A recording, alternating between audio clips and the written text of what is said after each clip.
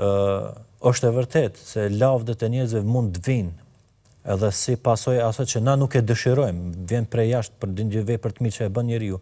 Por nëse nuk janë të synuara nga ana jonë, elhamdulillah, kjo është çështje tjetër. Problemi është kur fillojmë dhe i synojmë dhe pastaj i kërkojmë dhe po them krijojmë situata që të tjerët të na lavdërojnë. Po ai cënon sinqeritetin, cënon shumë nga vetë shprehja e pejgamberit sallallahu që e thotë se është shirk i vogël apo shirk i fshehtë. Fjala shirk në termat e Islam është gjë e rëndë, domethënë lloj dhujtarie. Profeti sallallahu alajhi wasallam tek ato gjërat më të vështira, më të rënda, po themi tek ajo vija e kuqe ku njeriu rrezikon që të humbas edhe besimin e tij.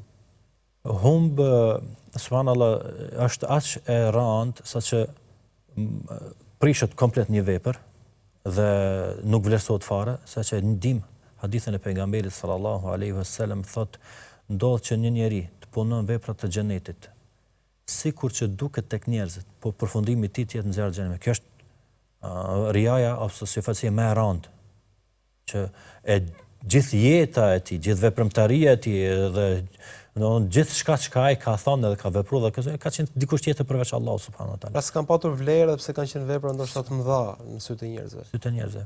Do të thonë ajo që duket për njerëzve, e jashtme është çdo herë mirë, por e mbrëmshme nëse mungon, kjo e cënon shumë.